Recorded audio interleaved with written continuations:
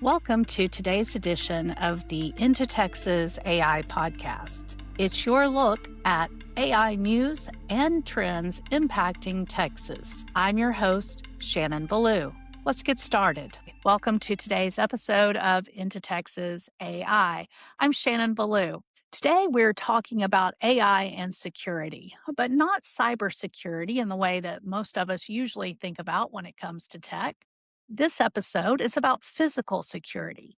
It's about what happens after an alarm goes off, when a disturbance is reported, what happens when there's a break in or a trespass or a suspicious vehicle. Maybe there's a medical concern or a crowd management issue. Most importantly, though, what we're talking about today is about that gap between knowing something is happening and then getting the right help to the right place fast enough. Until the need arises, most of us really don't think about how long we may have to wait to receive help during an emergency or even a less serious incident. But it's important, it's critical, right? And as individuals, as property owners, as business owners, it matters to us. It matters to schools and hospitals, retail centers, event venues. You get the idea. And speaking of event venues, right now in Texas, there are two very big events that are about to happen that have us talking a lot about physical security. First, Dallas and North Texas are getting ready for the FIFA World Cup 2026. The region will host a major set of games at what used to be AT&T Stadium and now renamed Dallas Stadium for the games. That's in Arlington. Then we have the International Broadcast Center that's based in Dallas. And there's also a daily, very large fan festival at our local fair park in Dallas. Now, this is not just a sports event, it is a massive regional security and operations challenge involving local, state, and federal agencies, private operators, transportation partners, venue teams, and of course, technology. Now, second, the NBA Finals are also heading back to San Antonio this weekend for Game 5, with the Spurs scheduled to host the Knicks at Frostbank Center. So that gives us another really timely example of how sports, public safety, transportation, private security, venue operations, and real time coordination all come together. Now, given the increased focus on physical security, this also seems like a really good opportunity for us at Into Texas to do another company spotlight. And this time we're talking about a company called Aura. Aura is a global company with roots in South Africa and operations in multiple countries, which include the United States. Now, what makes the story interesting to us here at Into Texas is that Aura's US president, Tim Garrett, is based in Dallas. So we do have that local connection. Aura is focused on real time emergency and security response. Its platform connects people, properties, businesses, monitoring centers, and responders through technology. And at the center of the company's positioning is a very practical problem. In countries from South Africa to the United States, there is a security response gap. Consider that so much of the AI conversations we have right now are around models, chips, data centers, productivity. But in this case, AI is being applied to something very immediate and very concrete. When something happens, how quickly can the system understand it, verify it, prioritize it, and send the right response? That's today's episode: AI, security, and the response gap. And of course, we'll take a look at why Texas is a great real world test case for all of those things. The security response gap. Let's start with the basic problem. When we talk about emergency response, we tend to think in very binary terms. Either it's an emergency or not. Either the alarm was real or it was false. But in the real world, security incidents are rarely that clean. You can have a business alarm that goes off after hours. A property manager gets a disturbance complaint. As a homeowner, maybe you get a notification about suspicious movement outside the house. A camera might flag some unusual activity on a construction site. Maybe a medical alert is triggered, but it's not yet clear how serious it is. And these are not always life threatening emergencies, obviously, but they're still important. And if you are that property owner or the business manager, or even if you're the person that is waiting for help, the phrase non life threatening does not make the situation feel less urgent. And this is where the response gap comes in. Because in many cities, police departments, as we mostly know, are stretched, right? They're handling high call volumes, staffing pressures, administrative burdens, because in many cities, police departments, as we know, are stretched. They're handling high call volumes, staffing pressures, admin burdens, and just have a lot of competing priorities. So those lower priority incidents can take longer to reach and resolve. Let's look at Dallas as a great example of all of this. In getting ready for this story, I was looking at the most recent patrol response time report from Dallas, which puts priority one response times at just over 11 minutes. And that's a year to date average. And that's just above the 8-minute goal time that they have for priority one. And keep in mind, right, these are the most critical incidents, the true life threatening emergencies. But next, you have priority two.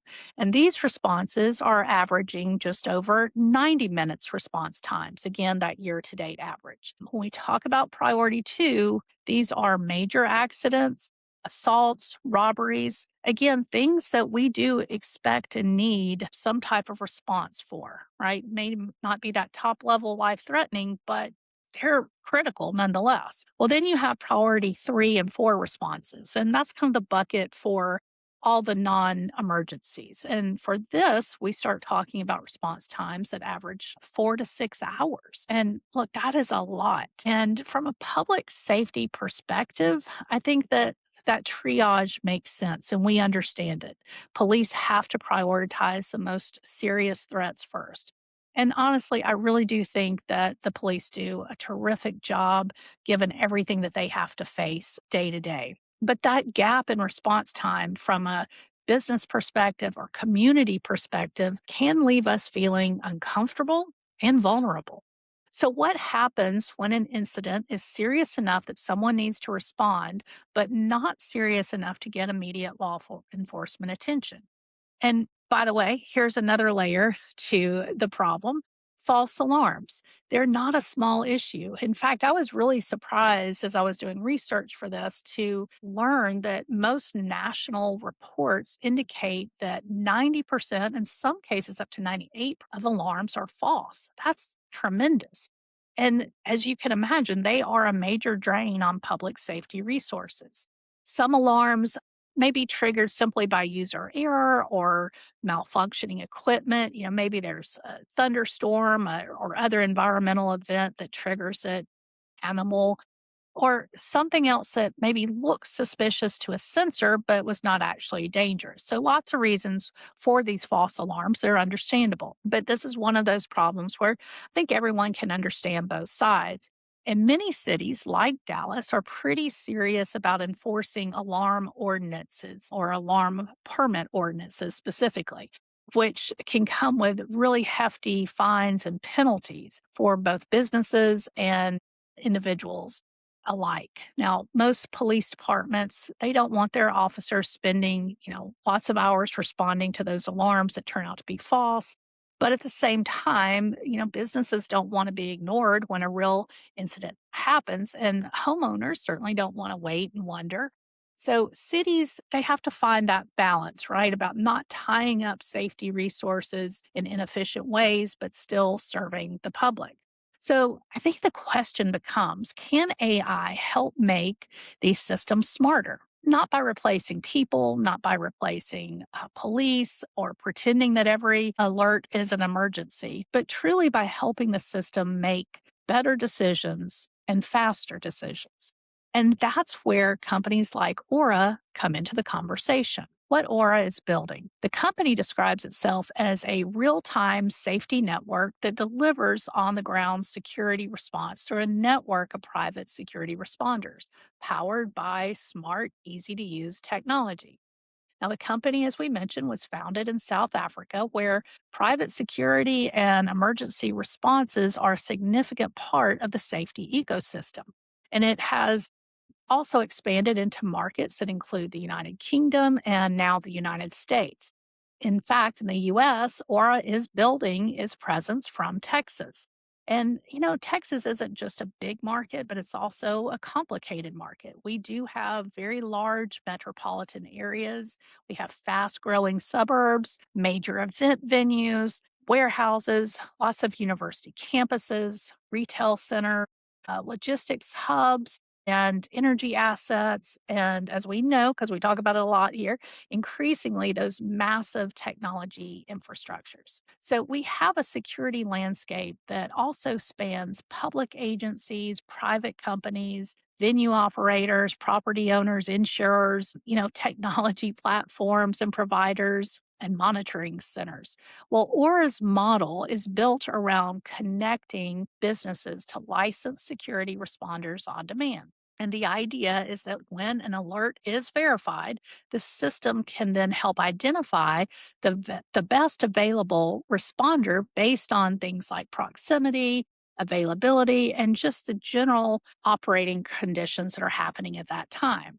Now, this kind of optimization can mean the difference between, waiting an hour or three for a response and receiving assistance within minutes. Now, perhaps we should also think about the key role of just reassuring businesses and individuals that help will be on its way if they're ever in need. I mean, that's what we expect, right? So the company has indicated that as models continue to improve over time, predictive insights can be accessed from large data sets across physical locations. So think, neighborhoods and large business districts. And then potentially they can then identify recurring patterns. So spikes and break ins at certain times, maybe clusters of vandalism, for example. And this type of AI powered system then helps proactively mitigate the risk. I think these examples are a very practical use of AI. And again, it's not AI as a replacement for human judgment, it's AI as a coordination layer.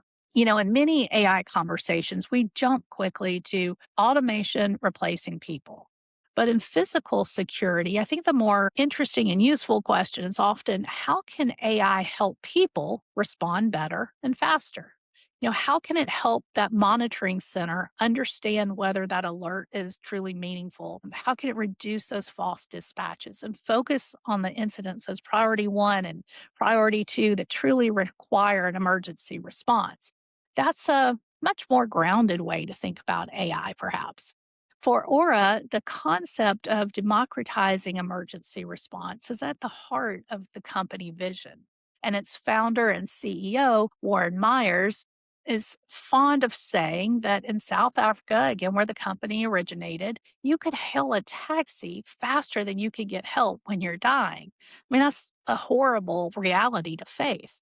And that's what really drove the Aura team to set out and to take advantage of technology and change that reality. And in less than a decade, Aura has not only brought its concept to life, but just this month, the company was also named a winner of the ESX Innovation Awards in the Remote Guarding and Incident Response category.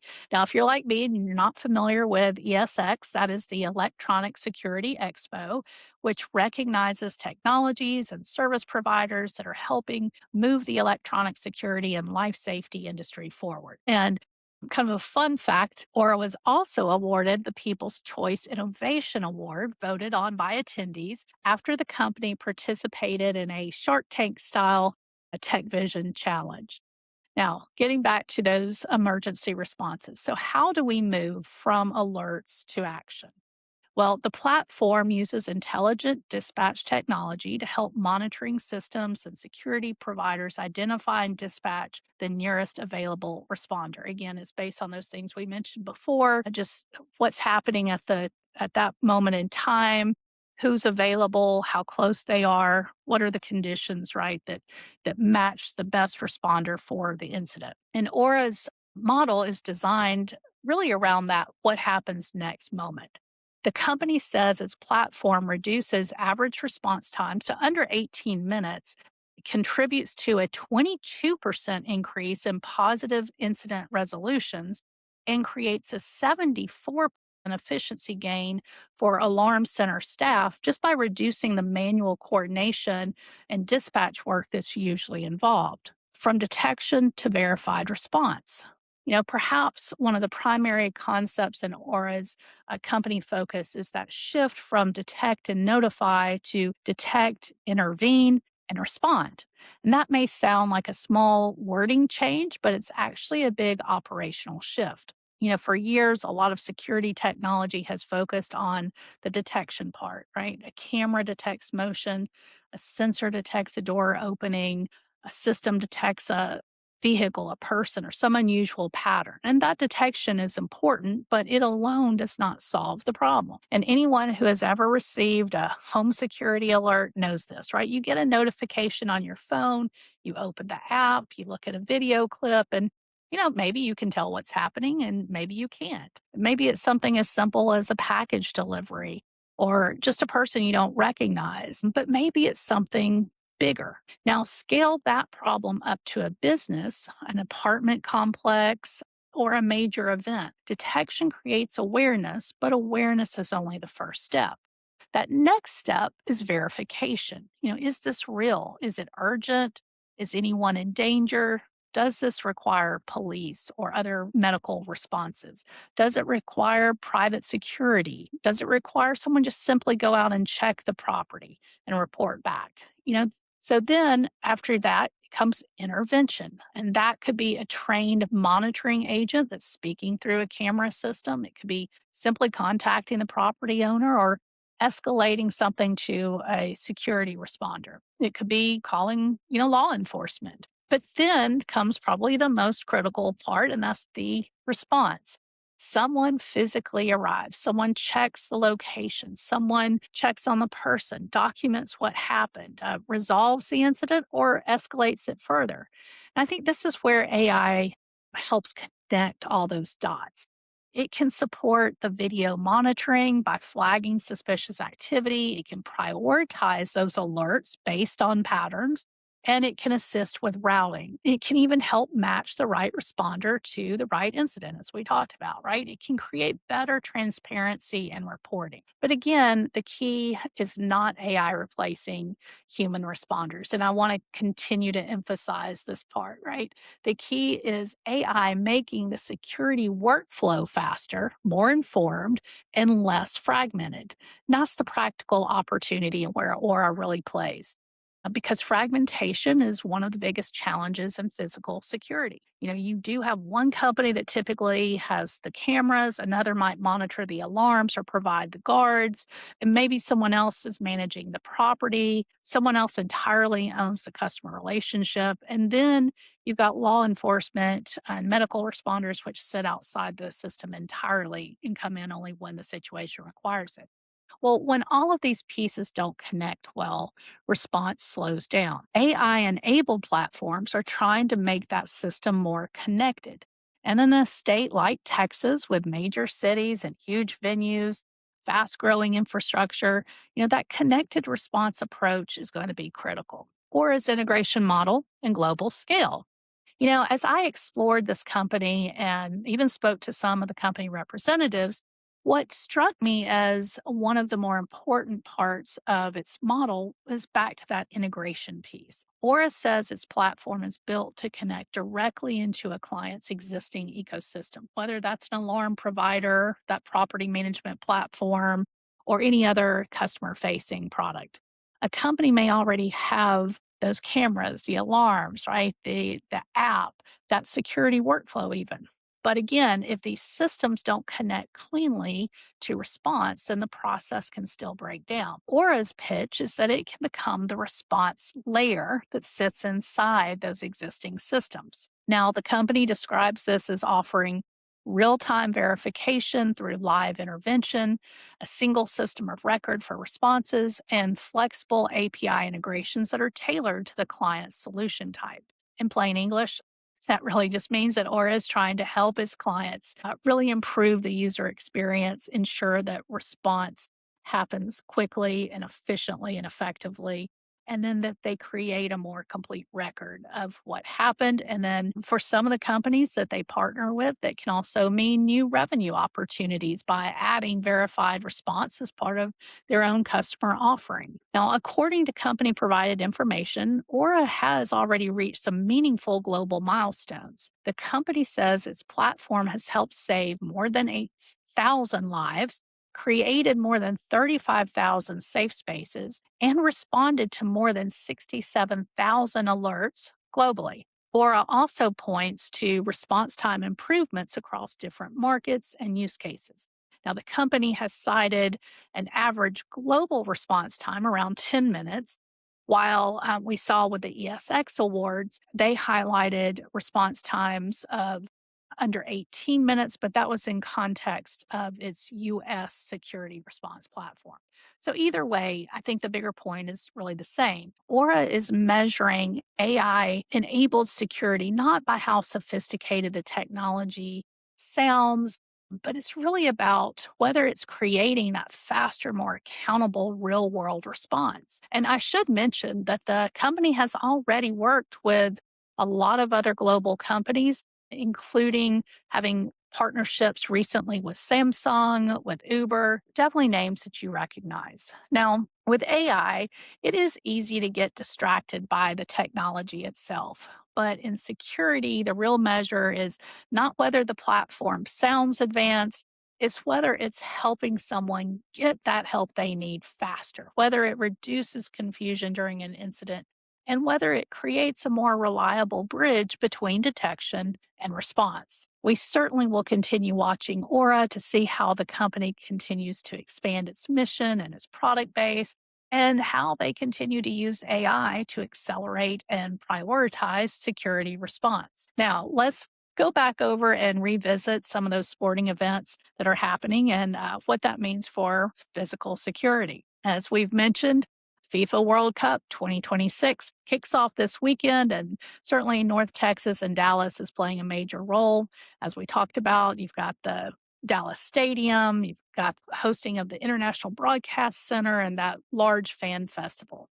Now, that means that the security footprint is not limited to one location, or in this case, one stadium. It does stretch across community, including Arlington and Dallas and the different areas of Dallas, certainly across hotels and entertainment districts, transportation routes, parking areas, fan zones, public spaces, and just the broader region in general.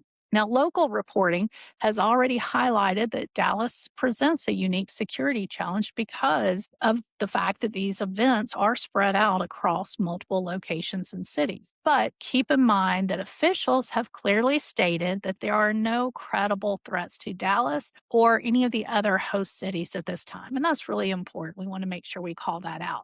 Now, just because there's no credible threat, though, that doesn't mean that there's no activity around security, that there's no planning. It just means that the planning is working from a posture of preparation and not panic. And that's the tone I think we need more of in these conversations. Security does not have to be sensationalized to be taken seriously. For the World Cup, federal and local agencies have emphasized the scale of the security planning. In fact, the FAA has also designated World Cup venues and surrounding event areas as no drone zone. And that includes the Dallas Stadium during these games. Recent reporting has pointed to drones as one of the major security planning issues for the games. Now, by the way, I have to pause for a moment and say that this is a really good time to give a shout out to my hometown, which actually is not in Texas, but in Huntsville, Alabama. Huntsville also happens to be home to the FBI's National Counter UAS Training Center on Redstone Arsenal. And that's where the FBI is training local and federal law enforcement agencies across the country in electronic drone defense, specifically for the FIFA World Cup.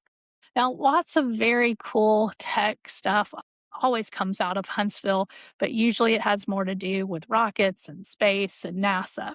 So it's great to see the area also getting to be part of the high tech security story for such a huge global sporting event.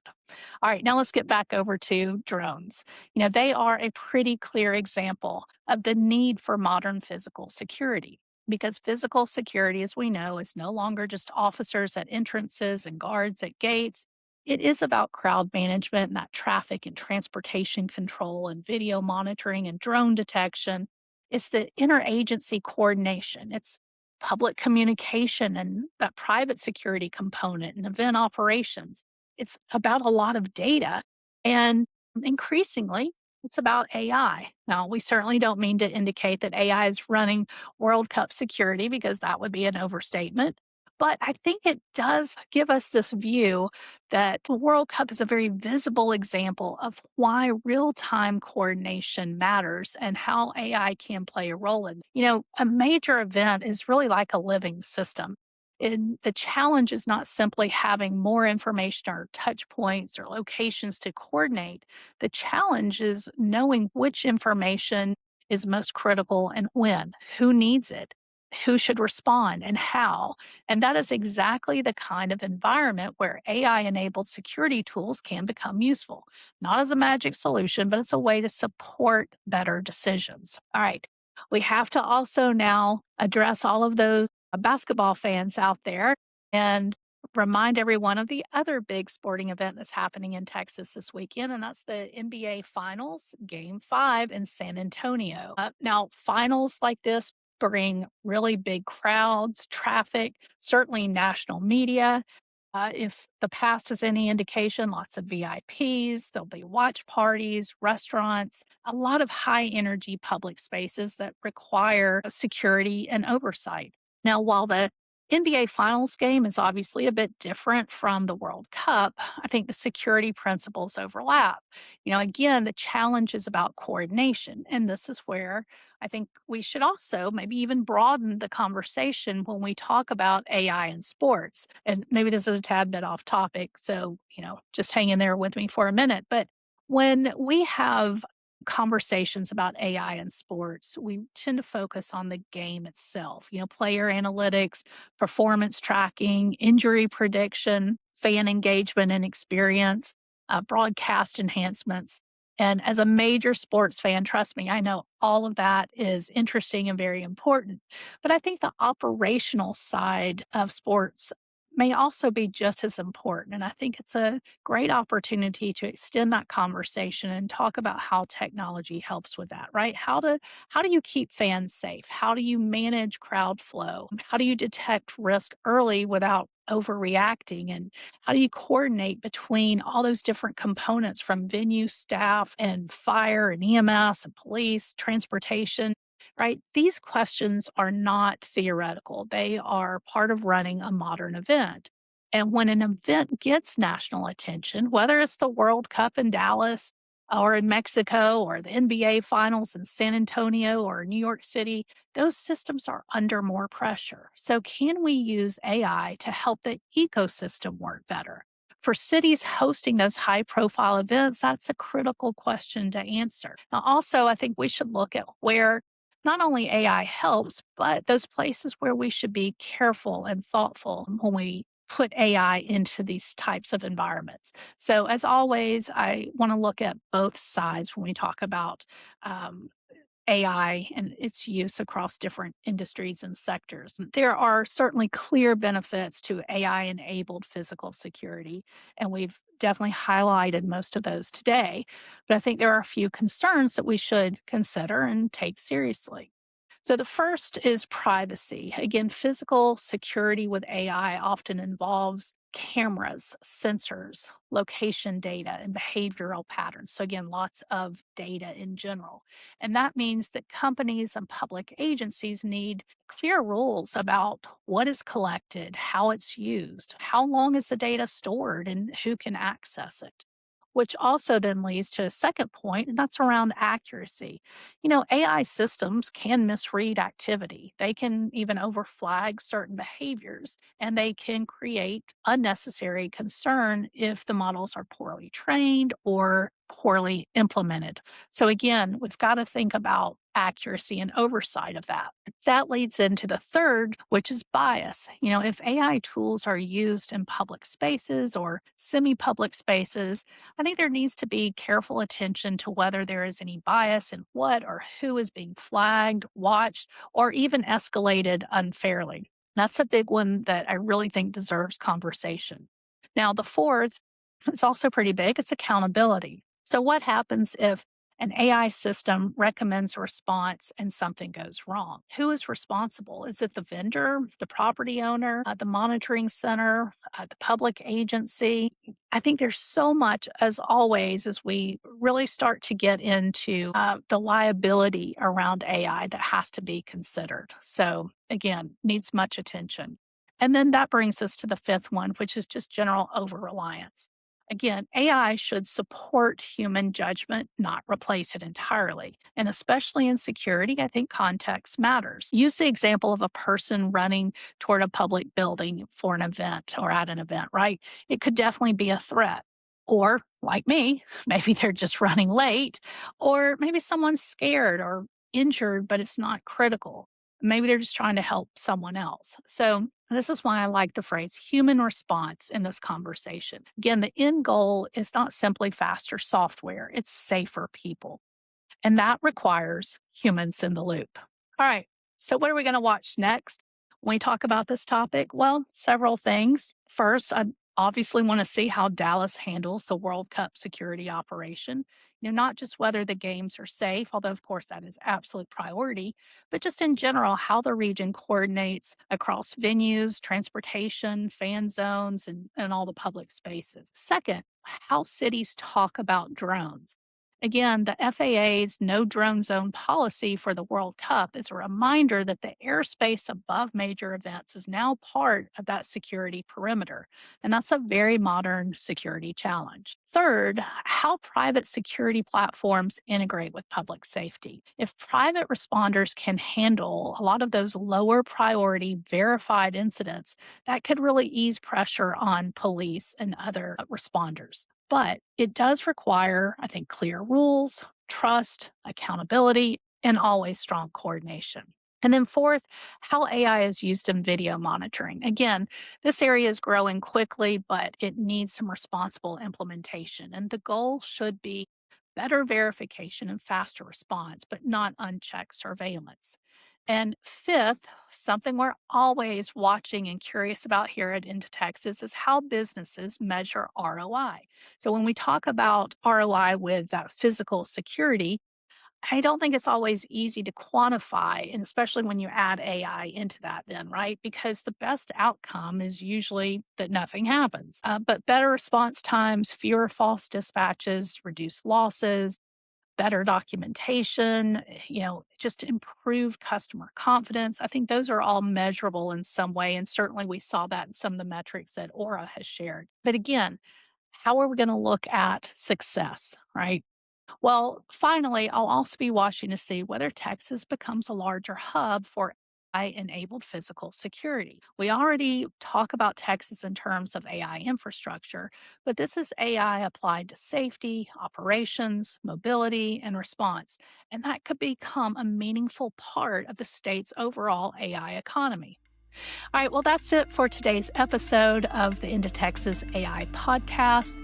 As always, thank you for making time in your day for us and for being part of the AI conversation with us. And if you want continued insights on how AI is reshaping Texas, and of course, I invite you to continue to listen, watch, share, and please subscribe. I'm Shannon Belew. I'll see you next time.